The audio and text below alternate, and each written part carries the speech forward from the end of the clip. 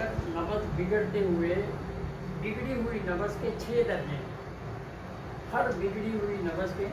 6 درجے ہیں، پہلا، دوسرا، تیسرا آپ کے سامنے، یعنی 2 درجے تحریک کے مقام پر پہلے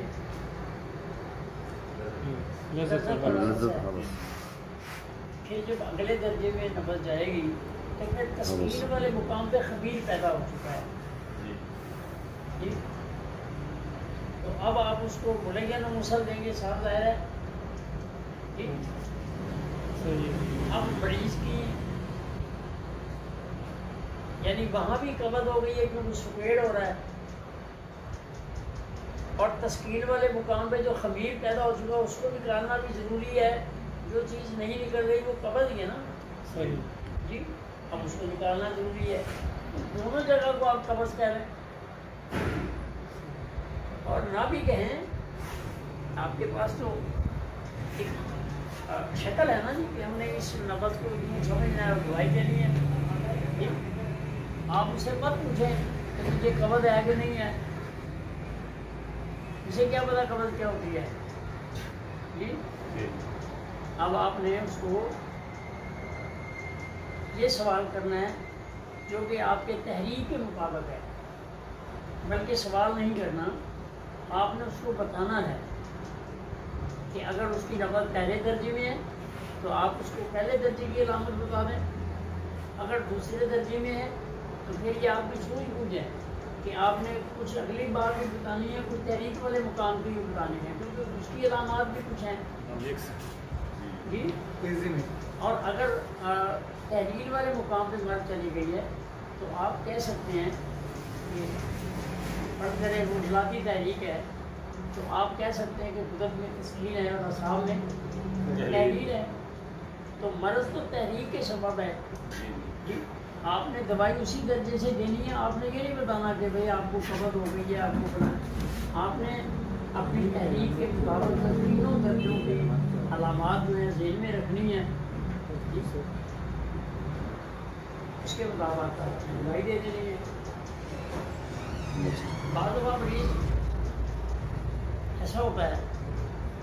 کہ آپ نے دوائی دی ہے اس کو 5 نمبر، اس نے عضلاتی اعصابی چیز کھا لی ہے، یا اس کی نبض عضلاتی بھرتی گرمی ہو چکی ہے،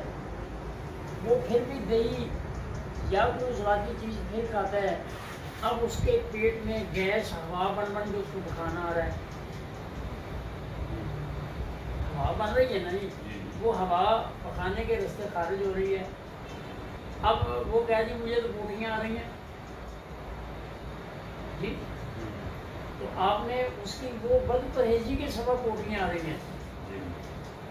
اس کے آپ غذا جب اس کی سیٹ کریں گے نبض کے مطابق جی، اور آپ اس کو دوائی اگر ملیگن دیں گے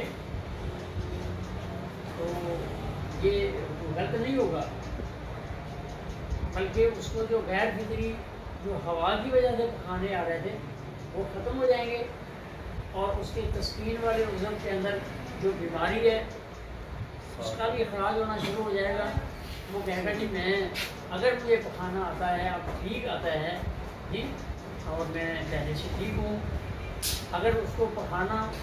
یعنی اگر پہلے 2 دفعہ آتا ہے اب بھی 2 دفعہ اگر آ جائے گا، لیکن وہ آپ کو یہ نہیں کہے گا کہ مجھے پکھانے کی کوئی تکلیف ہے، وہ کہے گا کہ میں پہلے سے سکون میں ہوں، بہتر ہوں۔ جلانے اور جلانے والا ملیکچر ہم کر سکتے ہیں کیسا جی؟ ملین اور مستلکچر دے سکتے ہیں جی، درجے آپ کے پاس 2، ایک ابتدا ہے اور ایک اس کی انتہا ہے، یہ آپ نے پریکٹیکل میں ہم جب کہتے ہیں کہ یہ سوزش والا مقام ہے، سوزشی نبض ہے، سوزشی ارواح متاثر ہوتے ہیں، تو مطلب ہے کہ جو تینوں ارواح ہیں، نفس، روح نفسانی، روح حیوانی، روح طبی، ہمارے پاس 6 نبضوں پہ 6 ہی ارواح ہیں، نہیں سمجھ آئی؟ آپ کو جو پہلے تھے نا جی جب کئی جگہ ہے، لیکن کیونکہ نبضیں 6 ہیں، ارواح کا معنی یہ ہے کہ جب کوئی عضو